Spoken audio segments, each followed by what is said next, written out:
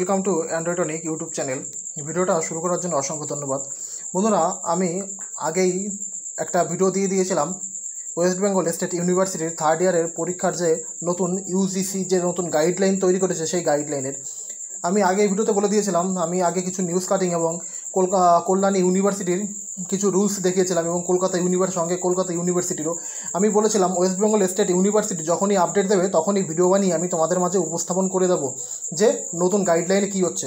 তা বন্ধুরা, ইউজিসি যে নতুন গাইডলাইন দিয়েছে সেটা আমাদের West Bengal state university recently upload করেছে তাদের অফিসিয়াল ওয়েবসাইটে। তো বন্ধুরা, সেই অফিসিয়াল ওয়েবসাইটের মধ্যে আমি রয়েছে এখানে। তোমরা এইখানে নোটিশ বলে যে অপশানটা আছে, এইখানে তোমরা ওয়েস্ট বেঙ্গল স্টেট ইউনিভার্সিটির যে নোটিশ বলে যে অপশানটা আছে সেই অপশানে গিয়ে তোমরা এখানে দেখতে পারো দুটো ভার্সন দিয়েছে, ইংলিশ এবং বাংলা ভার্সনে দুটো নোটিশ আপডেট করে দিয়েছে। এবং রুটিন নিয়ে যারা কনফিউশন করছিলে যে রুটিনটা আদৌ চেঞ্জ হবে কি না, তাদেরকে বলবো তোমরা রুটিন সেকশানে গিয়ে এক্সামিনেশন রুটিন সেকশানে গিয়ে তোমরা নতুন রুটিনটা আপনারা ডাউনলোড করে নিতে পারো, যা আমি অলরেডি আগে ভিডিওতে দিয়ে দিয়েছি। তো বন্ধুরা, এবার নতুন গাইডলাইন্সে কী নিয়ম দিয়েছে সেই নিয়মটা সম্পর্কে আমরা একটু দেখে নেব এক নজরে। তো আমি আগে থেকে ডাউনলোড করে রেখেছি, তো তোমাদের সামনে দেখো আমি ডাউনলোড অপশানে গিয়ে আমি সেই নোটিশটা এখানে ওপেন করব। তো এখানে নোটিশটা আমি ওপেন করছি তোমাদের সামনেই।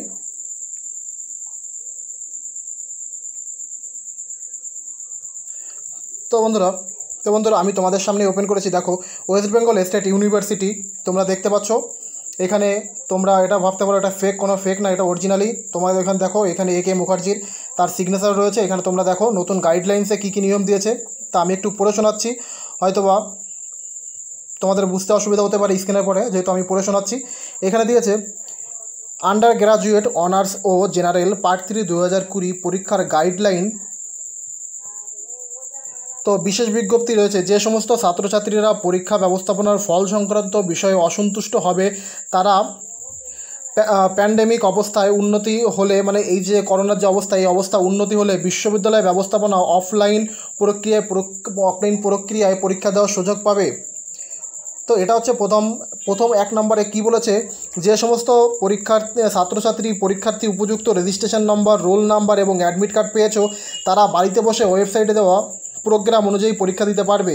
2 নম্বরে কী বলেছে, প্রশ্নপত্র কলেজ মারফত ছাত্রছাত্রীদের ইমেইল, হোয়াটসঅ্যাপ বা অন্য কোনো উপায়ে পাঠাতে হবে। পরীক্ষার দিন নির্দিষ্ট সময়ে প্রশ্নপত্র রেজিস্ট্রেশন নং দিয়ে ডাউনলোড করা হবে ওয়েবসাইট www.wbsuexams.net। 3 নম্বরে বলছে, পরীক্ষার্থী বা তাদের প্রতিনিধি অ্যাডমিট কার্ড দিয়েই কলেজ থেকে প্রশ্নপত্র সংগ্রহ করতে পারবেন। মানে যদি কেউ চায় যে আমি A4 পেজে লিখবো না, আমি কলেজে গিয়ে আমি আমার যে পরীক্ষার খাতা আমি সংগ্রহ করব, সে বা তার ফ্যামিলির কোনো একজন গিয়ে তার অ্যাডমিট কার্ড নিয়ে এসে পরীক্ষার পেপারটা আনতে পারে। 4 নম্বরে কী বলেছে, প্রশ্নপত্র পরীক্ষার দিন বেলা 11:30 থেকে দুপুর 12টা এর মধ্যে দেওয়া হবে। মানে তোমার 11:30 থেকে 11:30 থেকে 12টার মধ্যে তোমার প্রশ্ন দেওয়া হবে, মানে সামান্য আগে পরে হতে পারে। এবং ছাত্রছাত্রী লিখিত উত্তরপত্র ইমেইল, হোয়াটসঅ্যাপ মারফত ওই দিন বেলা 3টের মধ্যে নিজ কলেজে পাঠিয়ে দিতে হবে। উদাহরণ হিসেবে বলা যায়, 1/10/2020 যে পরীক্ষা হবে তার উত্তরপত্র 1/10/2020 তারিখ বেলা 3টের মধ্যে পাঠাতে হবে। খাতার সঙ্গে একটি অ্যাডমিট কার্ডের ফটোকপি দিতে হবে। তোমাদের যে অ্যাডমিট কার্ড রয়েছে তার একটা ফটোকপি খাতার সঙ্গে দিতে হবে। 5 নম্বর বলেছে কি, কোনো পরীক্ষার্থী উত্তরপত্র আপলোড করতে অসুবিধা হলে লিখিত উত্তরপত্র খামবন্ধ করে নিজ কলেজে পরীক্ষার দিন নিজে অথবা প্রতিনিধি মারফত জমা দিতে পারবে। তো যদি কেউ ইমেইল বা হোয়াটসঅ্যাপের মাধ্যমে পরীক্ষার যে উত্তরপত্র না দিতে পারে, সে কলেজে গিয়ে নিজে অথবা তার ফ্যামিলির কোনো লোককে দিয়ে সেটা পাঠাতে পারে। 6 নম্বরে কী বলেছে, ছাত্রছাত্রীদের নিজেদের ভাষায় উত্তর দেওয়ার জন্য কঠোরভাবে পরামর্শ দেওয়া হচ্ছে। মানে নিজেদের ভাষা, তোমরা যে ভাষায় লেখো সেই ভাষায় তোমাদের পরীক্ষার অ্যান্সার করতে হবে। ছাত্রছাত্রীদের বিশ্ববিদ্যালয়ে সুনির্দিষ্ট উত্তরপত্রে বা যে কোনো A4 পেজ সাইজের কাগজের পৃষ্ঠা নং দিয়ে উত্তর লিখতে বলা হচ্ছে। মানে তোমরা কলেজ থেকে খাতা সংগ্রহ করতে পারো বা A4 পেজে লিখতে পারো, কিন্তু প্রতিটা পৃষ্ঠায় তোমাদের পৃষ্ঠা নাম্বার দিতে হবে। কলেজে প্রিন্সিপাল বিশ্ববিদ্যালয় থেকে পরীক্ষার খাতা যাতে ছাত্রছাত্রীরা পরীক্ষা দেবে চেয়ে নিতে পারে, মানে প্রিন্সিপালের কাছ থেকে বা বিশ্ববিদ্যালয়ের কাছ থেকে তোমরা পরীক্ষার খাতা চেয়ে নিতে পারো। 8 নম্বরে কী বলেছে, পরীক্ষার্থীরা উত্তরপত্র উপর প্রতি পৃষ্ঠায় রেজিস্ট্রেশন নাম্বার, রোল নাম্বার লিখতে হবে। আমি আগের ভিডিওতে সেম কথাগুলো বলে দিয়েছিলাম, তোমরা বলছিলে যে ইউনিভার্সিটি আপডেট দিলে তখনই জানিয়ে দেবো, কিন্তু সেটা আমি আবার বলছি, তোমরা যে পেজে লেখো না, যদি A4 পেজে লেখো, সেই A4 পেজের প্রতিটা পাতায় রোল নাম্বার, রেজিস্ট্রেশন নাম্বার অবশ্যই বাধ্যতামূলক দিতেই হবে। তো 9 নম্বরে কী বলেছে, পরীক্ষা সংক্রান্ত অন্যান্য অতিরিক্ত বিষয় নির্দেশাবলী সমূহ পরবর্তীকালে ওয়েবসাইটে দেওয়া হবে। ছাত্রছাত্রীদের নিয়মিতভাবে ওয়েবসাইট দেখার জন্য অনুরোধ করা হচ্ছে।